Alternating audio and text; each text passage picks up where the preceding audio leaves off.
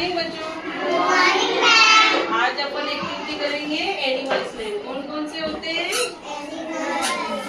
इसमें कौन से है? ये फर्स्ट वाला गेट बंद कर दो तो यानी गाय। गेट बंद कर दो। काऊ में क्या क्या देती है?